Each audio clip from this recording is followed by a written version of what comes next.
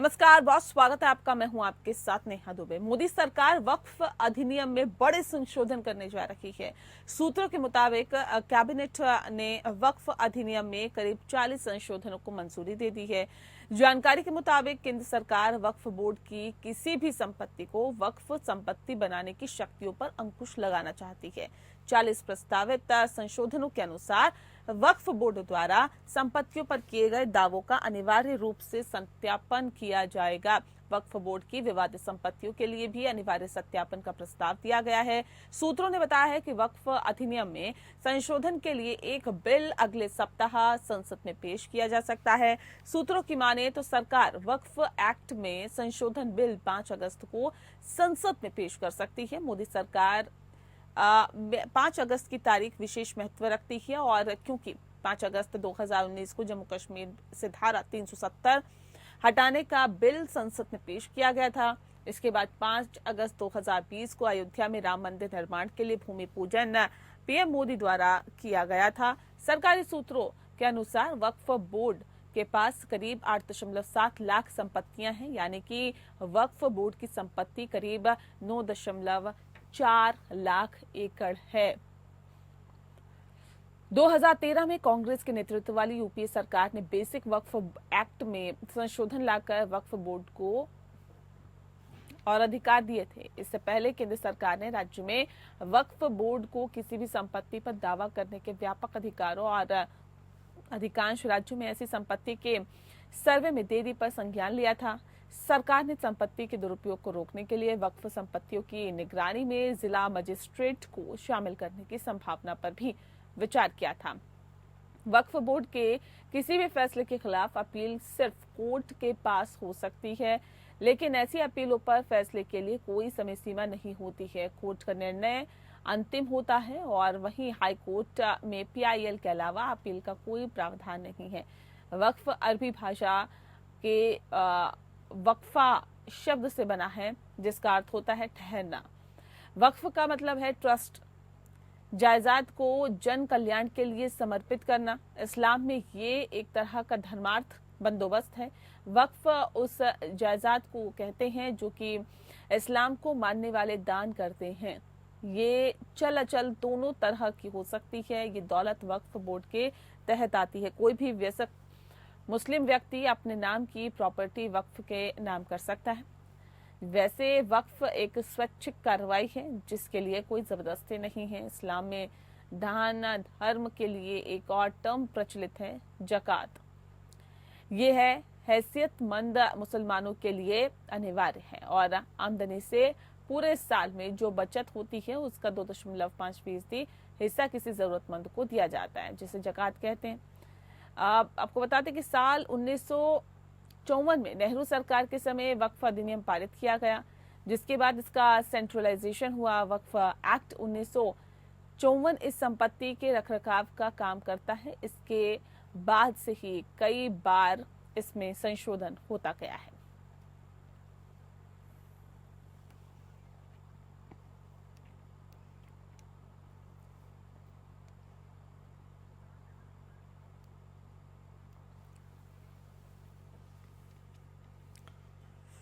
जी हाँ, तो मोदी सरकार अब वक्फ अधिनियम में बड़े संशोधन करने जा रही है और सूत्रों के मुताबिक जो अभी तक बताया गया उसमें कैबिनेट में वक्फ अधिनियम में करीब 40 संशोधनों को मंजूरी दे दी गई है। इस विषय पे आज हम तफसील से चर्चा करेंगे। खास मेहमान हमारे साथ मौजूद है, उनसे आपका परिचय करा देते हैं। इस वक्त हमारे साथ राकेश पोद्दार जी हैं, प्रवक्ता हैं भारतीय जनता पार्टी के। सर, स्वागत है आपका।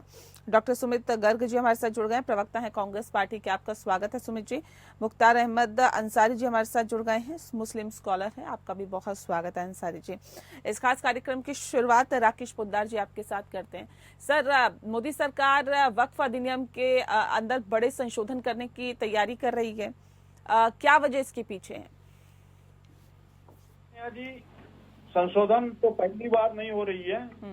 संशोधन तो कितनी बार हो चुकी है और आपने 1954 में लगातार जब हमारे देश के पूर्व प्रधानमंत्री नेहरू जी ने तो वक्फ बोर्ड का नियम अधिनियम लाए थे और उसके बाद कई बार संशोधन हो चुका है। संशोधन की बात नहीं, वक्फ बोर्ड की की बात हम लोग जो कर रहे हैं वक्फ में संशोधन की बात, उसमें अवैध संपत्ति की है। अवैध संपत्ति कहाँ से आती है? सरकारी संपत्ति के भी कहीं ना कहीं देश के अंदर इन लोगों ने कब्जा किया। तो इसके लिए वक्फ बोर्ड को बोला गया कि अपनी संपत्ति को सत्यापन करें, अपनी संपत्ति के बारे में बताएं, अपनी संपत्ति आपकी कहाँ है। उसके बाद जो बाकी संपत्ति है वो सरकार की है। तो इसी पे जो कैबिनेट का फैसला आ रहा है, कैबिनेट के माननीय प्रधानमंत्री जी ने केंद्र अपने संसद भवन के अंदर पारित करेंगे। पारित होने के बाद सभी सांसद, चाहे विपक्ष का हो चाहे पक्ष का हो, सभी ने इनका सपोर्ट करना है और सर्वदलीय बैठक भी इस पे हुई है। ठीक है सुमित जी, संशोधन करना है तो संशोधन तो कई मर्तबा हुआ है, इसमें दिक्कत क्या है? नेहा जी नमस्कार। जी नमस्कार सर। निसंदेह हुआ नेहा जी, इस देश के संविधान निर्माताओं ने इस देश के संविधान को बड़ी खूबसूरती से बनाया। तो संविधान खुद कहता है कि मेरे में संशोधन किए जा सकते हैं, मेरे में समय अनुसार कुछ कमियां हैं उनको बदला जा सकता है, देश के जो कानून है उन्हें भी बदला जा सकता है। इसके साथ साथ इस देश का संविधान कार्यपालिका, न्यायपालिका और विधायिका की एक जिम्मेदारी तय करता है, बहुत बड़ी जिम्मेदारी तय करता है। वो कहता है कि नागरिकों के मौलिक अधिकारों के बाद अगर कभी आपके पास कुछ विषय आए तो आप नेचुरल जस्टिस की पालना करेंगे, प्रकृति के नियम की पालना करेंगे। वो नियम कहता है कि बिना पीड़ित पक्ष को सुने आप कोई निर्णय कभी नहीं करेंगे। ये देश वो है जिसने कसाब को भी सुना। आज इस देश की कैबिनेट ने बैठक करी, वक्फ को लेके संशोधन बिल लेके आ रही। इस देश की वो कैबिनेट लेके आ रही है जिसमें एक भी मुस्लिम मंत्री नहीं है। क्या ये नेचुरल जस्टिस की पालना कर रही है? नहीं कर रही। क्या इन्होंने पीड़ित पक्ष को सुना? आरोप लगा दिए कि जबरन वसूली गई जमीन है, कब्जा करी हुई जमीन है। अरे भाई वो मैं पचड़े में नहीं जाना चाहता कि है कि नहीं है, मैं केवल और केवल ये जानना चाहता हूं कि क्या पीड़ित पक्ष से आपने पूछा कि ये जमीन किसकी है? नहीं पूछा। आपने कभी पूछा अक़लियतों को बुला के कि वक्त में क्या क्या कमियां हैं, इनको हम सुधार सकते हैं? क्या आपने उनकी राय ली कि नहीं ली? क्यों नहीं ली? क्यों? इस देश की जो सत्तारूढ़ दल है उसकी दुकान धार्मिक ध्रुवीकरण से चलती। अरे उस कैबिनेट में तो हर एक ने हाथ खड़े कर दिए होंगे। जिस कैबिनेट का मुखिया, इस देश का प्रधानमंत्री ये कहता हो कि मुसलमान ज्यादा बच्चे पैदा करने वाले देश के लिए खतरा, ये मंगलसूत्र छिना लेंगे। जब इस देश के प्रधानमंत्री की सोच ये हो तो ये होना निसंदेह स्वाभाविक है। ठीक है, मैं अंसारी जी करूं उससे पहले राकेश जी एक बार फिर से मैं आती हूँ। मैं पहले से जवाब ले लेती हूँ ना राकेश पोद्दार जी। देखिए, कोई भी नियम कानून बनाया जाता है या फिर संशोधन किए जाते, कम से कम उस पक्ष से तो पूछा ही जाता है कि इसमें खामियां क्या है, इसमें कमियां क्या है, कहाँ सुधार हम कर सकते हैं। क्या ये राय मशवरा किया गया क्या? देखिए नेहा जी, कल बिल आएगा, बिल तो संसद भवन के अंदर पेश होगा ना। वो तो पास तो कैबिनेट ने पास किया, संसद भवन के में जाएगा, लोकसभा के अंदर जाएगा, राज्यसभा के अंदर जाएगा। और उसके बाद भाई साहब कह रहे हैं, गर्ग साहब आपने तो वोट की राजनीति कर रहे हैं, सत्यापन की बात कही गई कि आप अपनी संपत्ति को सत्यापन करें कि आपकी ये संपत्ति कहाँ है, कैसे है, सत्यापन करना होगा। और उसके बाद आप 2013 में संशोधन करते हैं तो आपने पूछा था क्या कैबिनेट में? कैबिनेट में तो आप भी थे। 2013 में किसकी सरकार थी? आप करें। और मैं कह रहा हूँ कि आप हाई कोर्ट, सुप्रीम कोर्ट, हमारे देश में ऐसा संशोधन और कानून बना हुआ है कि आप जा सकते हैं, पीआईएल दर्ज कर सकते हैं, लेकिन हाई कोर्ट कह रहे कि पीआईएल भी दर्ज नहीं हो सकता है आपका। हाई कोर्ट तो हमारा नहीं है, सुप्रीम कोर्ट तो हमारा नहीं है, वो अपनी संस्था है उनकी, वो खुद बोल रहे हैं। लेकिन आप कह रहे हैं ये सिर्फ वोट की राजनीति आप लोग कर रहे हैं। और मंगलसूत्र की बात, ज्यादा बच्चे पैदा करने की बात आपने कहा, तो देश की जनता ने, 140 करोड़ जनता ने आशीर्वाद दिया। आशीर्वाद देने के तीसरी बार देश का प्रधानमंत्री बनाने का काम किया। इस मुद्दे पे, इस विषय पे आप लोगों को गुमराह करते हैं देश के अंदर गुमराह मत कीजिए। देश के अंदर कानून चलता है। और मैं कहना चाहता हूँ, आज मुसलमान की बात आप करते हैं, मुसलमानों के लिए आपने क्या किया? हमने अब्दुल कलाम साहब को बनाया और उसके बाद आप कहते हैं, हम कहते हैं ठीक है। अंसारी जी, दिक्कत क्या है इस कानून में, संशोधन से? नहीं मैम, कोई दिक्कत कहाँ है। सवाल इस बात का है कि वक्फ एक्ट आया 1936 में। पहले ये हमारे जो कांग्रेस के प्रवक्ता महोदय बोल रहे हैं या भाजपा के बोल रहे हैं, पहले दोनों लोग ये बताएं कि वक्फ एक्ट शुरू कहाँ से हुआ। वक्फ एक्ट 1936 में आया, इसका गजट 1942 में हुआ। उसके बाद तमाम तरीके से लोग अमेंडमेंट करते रहे। जो बात आपने अभी कहा सही है कि 13 में भी और 95 में भी अमेंडमेंट हुए। ये वर्तमान की जो सेंट्रल गवर्नमेंट हो या राज्य की गवर्नमेंट हो, जो वक्फ एक्ट में अमेंडमेंट करना चाहती है, जबकि वक्फ एक्ट में ये ट्रिब्यूनल कोड बने हुए हैं कि वक्फ प्रॉपर्टी पर कोई भी झगड़ा होगा तो वह ट्रिब्यूनल कोड में सुने जाएंगे। तो ये मामला ये नहीं है। मामला दरअसल ये है कि मथुरा की ईदगाह इनको लेना है, इनको बनारस के ज्ञान वापी लेना है, क्योंकि ट्रिब्यूनल कोड में न चला के ये लोग चला रहे हैं सिविल सूट। तो आप बताइए वक्फ का क्या अहमियत है? किस सेक्शन में ये मुकदमे चलाए जा रहे हैं? या हाई कोर्ट या लोअर कोर्ट या सुप्रीम कोर्ट, ये सारे कोर्ट सुन रहे हैं क्या वक्फ एक्ट खत्म हो गया? फिर वक्फ एक्ट का बना रहना का क्या मतलब है बताइए? जब आपको सिविल सूट सुनना ही है तो फिर वक्फ ट्रिब्यूनल या वक्फ एक्ट में ये कानून, ये धारा, भाई हम अपनी प्रॉपर्टी जो नए जमाने का है वो अपनी खरीदी हुई जमीन सरकार को ले आकर देते हैं। प्रदेश में अगर है तो उत्तर प्रदेश सरकार के अंडर में है, सेंट्रल में है तो वहाँ के हैं। हाँ, उसमें संशोधन अगर कर रहे हैं माननीय प्रधानमंत्री जी या पूरे जो है सरकार कर रही है, संसद के पटल पर रखा जाए, तो 2-3 बात हम चाहेंगे कि उसमें जोड़ा जरूर जाए कि जिस तरह से मुस्लिमों को जो अवैध तरीके से वक्फ प्रॉपर्टी कब्जा किए हैं उनसे कैसे खाली कराया जाएगा। जो गैर मुस्लिम लोग कब्जा जमाए बैठे हैं वक्फ प्रॉपर्टी पर, जो सरकार की प्रॉपर्टी मानी जाती है, तो इसका ये कोई मतलब सोल्यूशन निकले कि उनके खिलाफ क्या कार्रवाई करे। वक्फ बोर्ड बनाए गए हैं नाम के, उनके पास कोई कागज नहीं होते। एक रजिस्टर होते हैं, एक ऑनलाइन चलाते हैं, दफा 37 की एक नकल देते हैं। तो इस तरह कैसे चलेगा? रेवेन्यू रिकॉर्ड से उसका मेल होना बहुत ही जरूरी है। जैसा आप बनारस के देखेंगे मैम कि हमसे ये पूछा जाता है कि वक्फ एक्ट में जो है ये, जबकि ये बात नहीं है, हमसे ये सवाल किया जाता है कि बताइए ज्ञान वापी मस्जिद को किसने गिफ्ट किया? नहीं, ये कह रहे थे अभी राकेश पोद्दार जी कह रहे थे कि जो संपत्ति है वक्फ की उसका ही विवरण नहीं दे पाता, ये कहाँ से आई, कैसे आई, किसकी थी, किसने दी, आप लोगों के पास कैसे आई, उसका तो पूरा विवरण दिया जाता है चाहिए ना। वो बहुत कुछ कह पाएंगे। हम आपसे पूछते हैं कि हमारे यहाँ जो है सीपीसी में क्या है, सबसे आखिरी हमारा जो सबसे आखिरी एविडेंस है, एविडेंस एक्ट उठा के पढ़ लें। पोद्दार जी से कहिए ना समझ में आवे तो हमसे बात करें कि एविडेंस एक्ट में अगर जाएंगे तो क्या कहा गया। सबसे आखिर हमारा बंदोबस्त 1883 है, अगर वो भी न मिले तब हम इतिहास का सहारा लेंगे। तो कहने का मतलब है कि जो अंग्रेजों के जमाने से चले आए, पुराने जमाने से, हम उसका कौन सा आपको लिखित दे।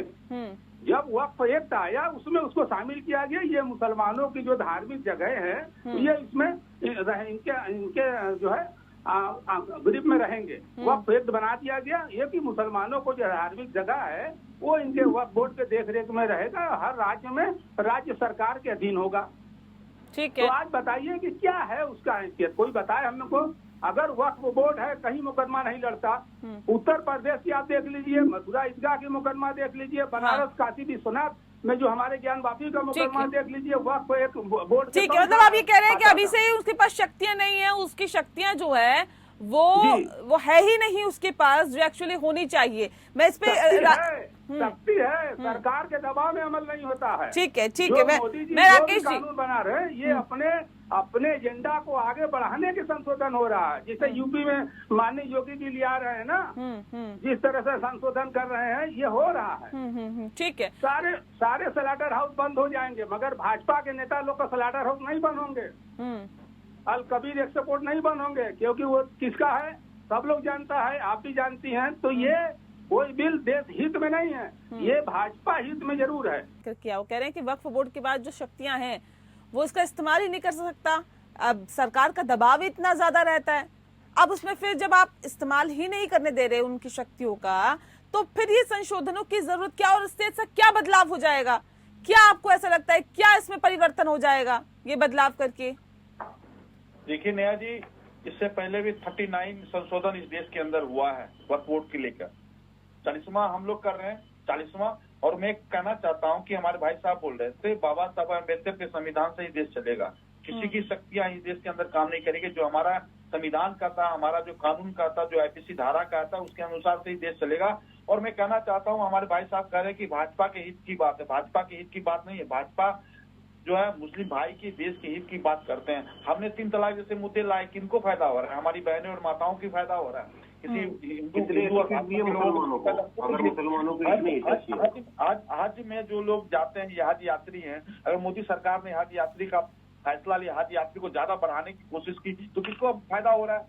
तो हमारे मुस्लिम भाई क्यों हो रहा है? उसके बाद मैं एक और बड़ी बात कहना चाहता हूँ, हमने और आपको नेहा जी आपके चैनल पे कहना चाहता हूँ कि 20 बच्चे को यूपीएससी की तैयारी, मुस्लिम बच्चे को यूपीएससी की तैयारी मोदी सरकार कराती है। अलग से हज कमेटी के हज के द्वारा हज में पैसा दिया जाता, जो बदलाव बताइए ना मुझे, अब क्या होगा इस संशोधनों से? बदलाव से क्या होगा ये बताइए ना। क्या किया क्या नहीं किया वो देश की जनता देख रही है, खासतौर पे मुस्लिम तो देख ही रहे हैं कि आप क्या कर रहे हैं क्या नहीं कर रहे हैं। उसको बखान करने का कोई मतलब नहीं है। अब बात 5 अगस्त यानी कि कल जो पेश करने वाले हैं आप बिल, उसको लेकर है, क्या संशोधन कर रहे हैं और क्या इसमें परिवर्तन हो जाएगा? ऐसा क्या हो जाएगा इसमें करने से? कल नेहा जी संशोधन के लिए बिल पास होगा और बिल पास होने में लोकसभा में पारित होगा। लोकसभा में पक्ष और विपक्ष सभी नेता रहेंगे। ऐसा नहीं कि बदलाव क्या होगा सर, मुझे ये बताइए। ये इसमें संशोधन आपने नहीं, मुझे ये बताइए, ये बिंदु आपने संशोधन कर दिया, उससे ये परिवर्तन आ जाएगा, ऐसा हो जाएगा, मुझे वो बताइए ना। अगर आप देश की संसद में इस संशोधनों को करेंगे या इन बिल में संशोधन करेंगे, तो मुझे उसका पता चलना चाहिए ना कि क्या ऐसे बदलाव हो जाएगा, इससे क्या परिवर्तन आएगा देश में।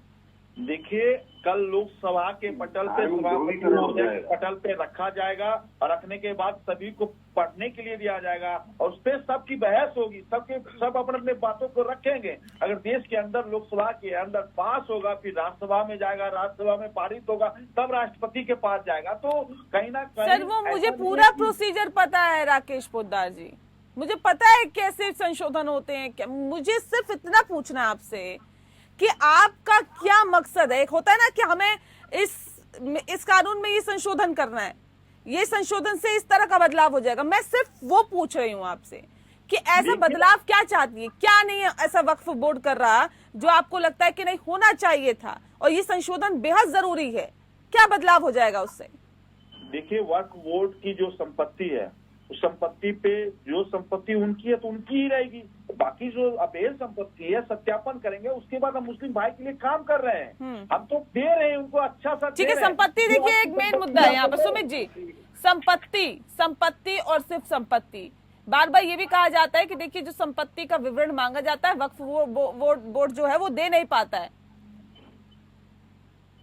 नेहा जी, संपत्ति विषय नहीं है, विषय है आने वाले विधानसभा चुनाव, विषय है धार्मिक ध्रुवीकरण। मेरे भाई ने कहा कि देश संविधान से चलेगा। हाँ, देश तो संविधान से चलेगा, लेकिन आप नहीं चलाना चाहते, उसकी मूल आत्मा को ही आप खत्म कर देना चाहते हैं। इन्होंने कहा संसद में आएगा, बिल्कुल संसद में आएगा, लेकिन उस कैबिनेट से के डिस्कशन के बाद आएगा जिसमें पीड़ित पक्ष का एक भी व्यक्ति नहीं था। और लोकसभा में तो न्यायिक बिल भी आए थे। न्याय जी, आपको ध्यान होगा इस देश की पूरा जुडिशल सिस्टम, न्यायिक सिस्टम बदल दिया। 3 न्यायिक बिलों ने क्या विपक्ष के एक भी सांसद की राय सुनी गई? नहीं सुनी गई और उनको पारित करा दिया। मैं कहता हूं यही ये करेंगे, क्योंकि इनको केवल और केवल धार्मिक ध्रुवीकरण करना है। अरे बेहतर होता ये सब करने की बजाय देश के प्रधानमंत्री ये सोचते कि उनके राज में बेरोजगारी दर इस देश की 9.5% के आसपास आ गई है, इस देश की महंगाई आसमान छू रही है। ठीक है, इस देश की। ठीक है अंसारी जी, किस बात का डर है आपको? क्या लगता है कि अगर ये संशोधन होगा तो पहले ही जो शक्तियां हैं उसका प्रयोग नहीं कर पा रहा वक्फ बोर्ड, अब क्या होगा अगर ये संशोधन हो जाता है? तो क्या करना चाहती है भारतीय जनता पार्टी, क्या मंशा है इनकी? कोई भी मैडम डर बात की कोई चीज नहीं है कि हम किसी बात के लिए डर रहे हों, ये अलग, ये कोई बात नहीं है। दरअसल ये जो काम किया जा रहा है अपने मतलब को साधने के लिए किया जा रहा है।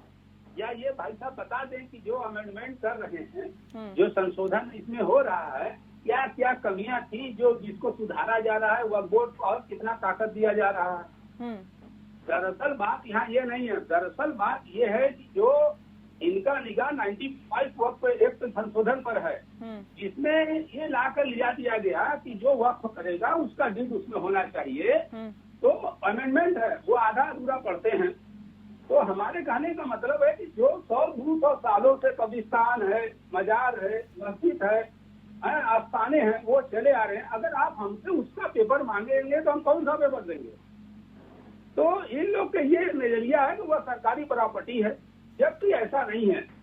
इस विभाजन के बाद यूपी जेडे लागू हुआ हमारे यहाँ, यूपी से मैं बोल रहा हूँ, तो यूपी जेडे हमारे यहाँ लागू हुआ 1/7/1952 को। तो कहने का मतलब ये है कि हमारा उस पर कौन सा वो ट्रिब्यूनल जो है बनाया गया वक्फ एक्ट के अधीन है।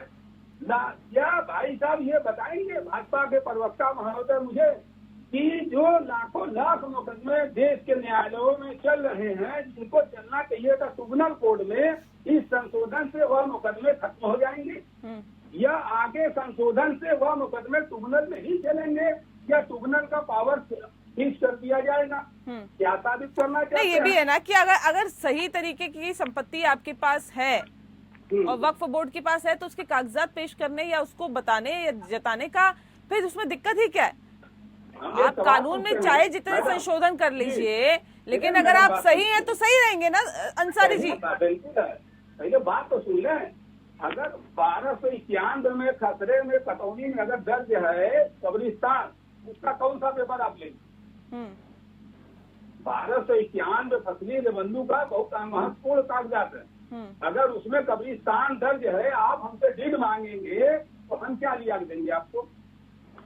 पहले ये बात को तो पहले समझ लें हम आप। आज अगर कोई नया आदमी उसको रजिस्टर्ड कराता है, अगर अपनी जमीन खरीद के वक्फ मस्जिद हो, मदरसा हो, कब्रिस्तान हो, उससे ये सवाल पूछे जाएंगे जो आजादी से पहले से जो प्रॉपर्टी चली आ रही है उसका कौन सा कागज हम देंगे? ठीक है, अब ये इस पे कल ही जो पेश होगा बिल, उस पर ही सभी की निगाहें हैं। क्या कुछ संशोधन उसमें किए जाते हैं, ये इसके लिए थोड़ा सा इंतजार करना पड़ेगा। माफ कीजिएगा राकेश जी, वक्त में पर सुमित जी बहुत शुक्रिया आपका, आप सभी का बहुत बहुत शुक्रिया हमारे साथ खास कार्यक्रम के माध्यम से जुड़ने के लिए। इसी के साथ खास पेशकश में इतना ही। नमस्कार।